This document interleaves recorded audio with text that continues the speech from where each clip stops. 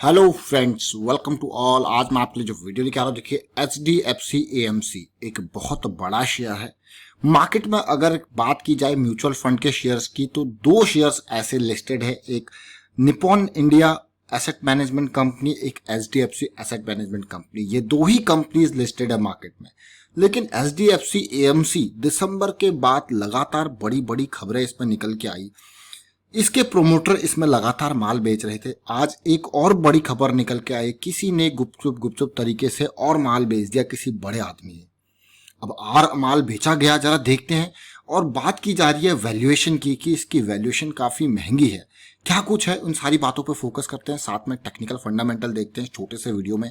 और आगे बढ़ने से पहले मैं आपको बता दूं, अगर आपने अब तक चैनल को सब्सक्राइब नहीं किया तो जल्दी से सब्सक्राइब कर ले, बेल आइकन को प्रेस कर ले, जिससे आपको नोटिफिकेशन आती रहेगी। और साथ में टेक्निकल एनालिसिस अगर आप सीखना चाहते हो तो आप मेंबरशिप ज्वाइन कर सकते हो, ज्वाइन बटन पर क्लिक करके, ताकि आप अपनी सोच बना पाओ, अपनी थीसिस खुद रख पाओ, किसी भी टिप की आपको जरूरत ना पड़े। इसीलिए ये टेक्निकल एनालिसिस की सीरीज स्टार्ट की हुई है।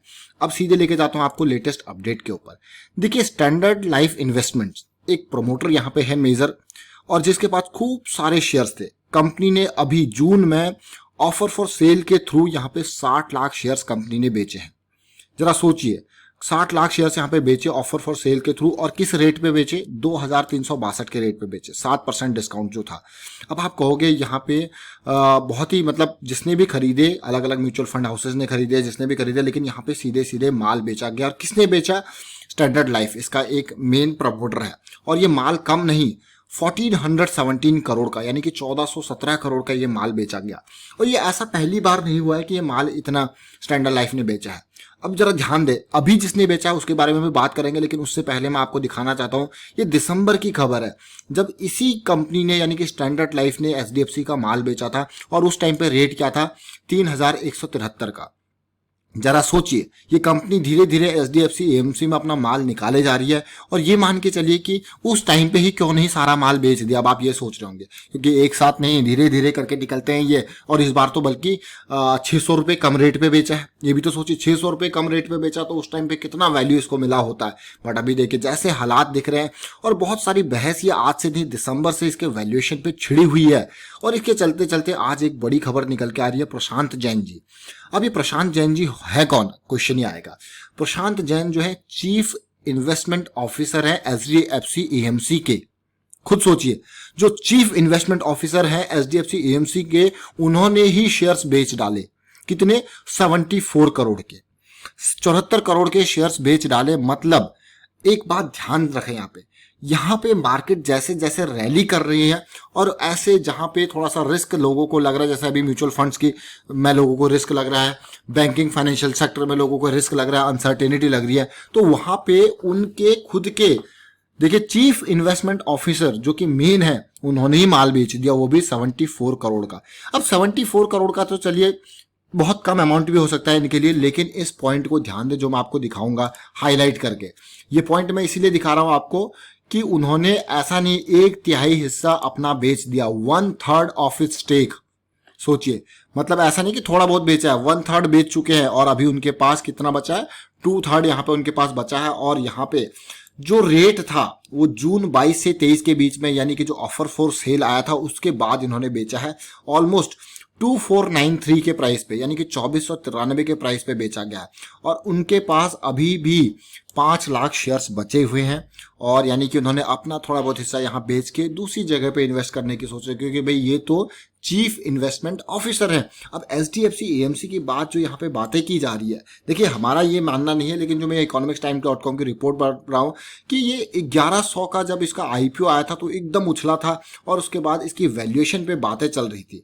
और यहाँ पे जो माना जा रहा है कि इनको, क्योंकि ये अभी बहुत तेजी से 3800 के लेवल तक गया था, जो बातें चल रही है कि भाई इसकी HDFC की जो एसेट वैल्यूएशन है वो थोड़ा सा मार्केट में जो एक तबका है, जो एक सेक्शन है मार्केट का, वो सोचता है ये अभी भी महंगा है, इसको थोड़ा सस्ता होना चाहिए। और HDFC AMC जब ये 3100-3200 पे था, जब नीचे गिरावट स्टार्ट हो रही थी, तो हम भी कह रहे थे कि 2000 के लेवल को टच करेगा। तो डेफिनेटली इसने टच किया, उसके बाद एक बाउंस जरूर दिखाया।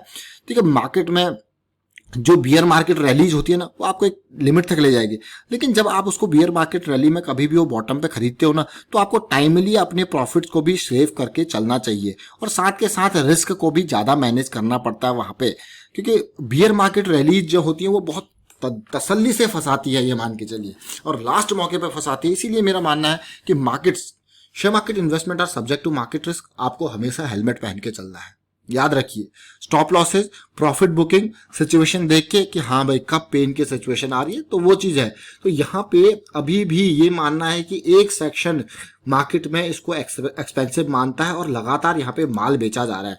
प्रोमोटर ने बेचा, फिर यहाँ पे प्रशांत जैन जी जो चीफ इन्वेस्टमेंट ऑफिसर है उन्होंने बेचा। अब मैं बात करता हूं अगर मार्च के शेयर होल्डिंग पैटर्न की। देखिए ये क्वार्टरली बेसिस पे शेयर होल्डिंग पैटर्न आता है। अब जून का जब जून तक का डेटा आएगा, अब जो पैटर्न्स आएंगे ना वो बहुत ही खतरनाक वाले आएंगे, क्योंकि पिछले 2-3 महीनों में बहुत बड़े बड़े लोगों ने माल बेचा है। तो अब जो नंबर्स आएंगे वो बहुत ही खतरनाक आने वाले हैं, इसीलिए ध्यान देना बिल्कुल। म्यूचुअल फंड हाउसेस ने यहाँ पे कितना, ये एचडीएफसी एएमसी का नंबर है, बहुत कम share holding mutual fund houses की इसमें है। और अगर मैं बात करूं इंडिविजुअल शेयर कैपिटल, देखिए इंडिविजुअल लोग हैं, 4 लाख लोग एचडीएफसी एएमसी में इन्वेस्टेड हैं, 4 लाख लोग, जिनके पास 1,40,00,000 शेयर्स हैं। बहुत ही अच्छी बात है। और ऐसे ही जो बड़े लोग हैं उनके पास 50 लाख शेयर्स हैं, जो 2 लाख से ज्यादा लगाते हैं। 2 लाख से कम लगाने वाले 4 लाख लोग हैं जिनके पास 1,40,00,000 शेयर्स है। और अगर आप देखोगे फॉरेन पोर्टफोलियो इन्वेस्टर्स के पास 1,70,00,000 है, म्यूचुअल फंड वालों के पास तो बहुत ही कम है।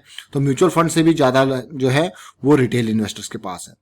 अब आपने देखा होगा, इसकी पूरी शेयर होल्डिंग देख लिया आपने, और जो प्रोमोटर है वो आप देखिए कि भाई प्रोमोटर भी लगातार माल बेचे जा रहा है, और वो है स्टैंडर्ड लाइफ जो माल इसमें बेच रहा है टाइम टू टाइम पे। और स्टैंडर्ड लाइफ जो है इसका मेजर एक प्रोमोटर है। अब ये आपने ओवरऑल डिटेल देखी, अब मैं आपको लेके चलता हूँ उसके टेक्निकल डिटेल पे क्या कुछ दिख रहा है और फंडामेंटल डिटेल पे। एचडीएफसी एएमसी यानी कि एक टॉप की एएमसी कंपनी है, 50,000 करोड़ का मार्केट कैपिटलाइजेशन, और आप देखिए 2,500 के आसपास का प्राइस अभी भी चल रहा है देखिए। और यहाँ पे डेट तो है ही नहीं भाई, लोगों का पैसा आना उसी को इन्वेस्ट करना है। प्रॉफिटेबिलिटी अगर आप देखते हो तो जबरदस्त मैं कहूँगा ग्रोथ इसने दिखाई है, ग्रोथ है, देखिए प्रॉफिट दिख रहा है, रेवेन्यू दिख रहा है। लेकिन इस मार्च क्वार्टर में जो नंबर्स आए थे वो नंबर्स को आप देखिए, मार्च क्वार्टर में रेवेन्यू भी डिप हुआ था और खतरनाक तरीके से डिप हुआ था, देखिए पिछले कई क्वार्टर्स के कंपैरिजन में बहुत ही कम था। और प्रॉफिटेबिलिटी में भी असर देखने को मिला था, देखिए सीधे सीधे। और अगर लास्ट ईयर मार्च के कंपैरिजन में करोगे तो उससे भी ज्यादा यहाँ पे डाउन प्रॉफिट देखने को मिला था। अब देखिए, अब आंकड़े देखते हैं, टेक्निकल के नंबर्स। टेक्निकल के नंबर्स देखिए, बहुत ही इंपॉर्टेंट पॉइंट, मैं आपको फिर से रिपीट करूंगा यही चीज कि जब ये शेयर मार्केट में आया था तो इसने धमाल मचा दिया था। सीधे सीधे लिस्टिंग 1100 रुपए पे लोगों को मिला था, लिस्टिंग 1800-1900 की हुई थी, और उसके बाद फिर करेक्शन आई थी, फिर एक टोटल एक्सपेंस रेशियो की जब बात चली थी तब देखिए पूरे के पूरे म्यूचुअल फंड हाउसेस के शेयर गिर गए थे। तेजी, करेक्शन, और ये पॉइंट था इसका बढ़िया एंट्री का 1500 के लेवल का, ये एंट्री का, क्योंकि करेक्शन रिजॉल्व हो रही है। उसके बाद देखिए एक भी महीना ऐसा नहीं था कि इसने करेक्शन दिखाया, और सीधे बिल्कुल ये गया 3800 के पास। लेकिन जैसे ही दिसंबर की जब बात आई, ये जो कैंडल आप देख रहे हो ना दिसंबर मंथ की, ये कैंडल तभी थी जब स्टैंडर्ड लाइफ ने कहा कि मुझे माल बेचना है। जब माल बेचने की घोषणा हुई और उसके बाद आप देख सकते हो कि शेयर गिरा, शेयर ने रिवाइव की कोशिश करी, लेकिन भाई कहां से रिवाइवल, उसके बाद आया फरवरी मार्च, फिर देखिए ये आया 2000 के लेवल पे।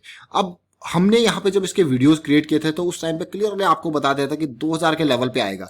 कैसे? क्योंकि भाई पुराना रेजिस्टेंस का लेवल था और वहीं पे सपोर्ट लिया। अभी देखिए वापस तेजी देखने को मिल रही है। आपको लग रहा होगा भाई बहुत तेजी से भाग सकता है, डेफिनेटली भाग सकता है, बट चीजें लेवल पार होने दीजिए। अभी सिचुएशन थोड़ा सा खतरनाक है, म्यूचुअल फंड अभी लोग थोड़ा सा अवॉइड कर रहे हैं कि हाँ रुके थोड़ा सा, कि मार्केट की कंडीशन समझें। और ऊपर से ये यहाँ पे फिर से प्रोमोटर ने अच्छा खासा माल बेच दिया। तो और भी सिचुएशन अभी देखते हैं किस तरीके से सिचुएशन बन रही है वीकली चार्ट्स पे।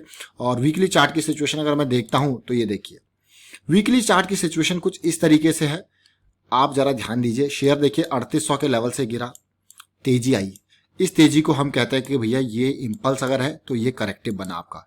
ये करेक्टिव बनने के बाद फिर से बड़ी इंपल्स बनी और फिर से ये करेक्टिव इन मोशन है, ये करेक्टिव बना है। अब ये करेक्टिव इंपॉर्टेंट बात है, ये वापस इंपल्स में कन्वर्ट हो सकता है, लेकिन 2800 का लेवल काफी क्रिटिकल है। मैंने पहले भी कहा था, अभी भी कहूंगा कि 2800 का लेवल काफी क्रिटिकल रहने वाला है।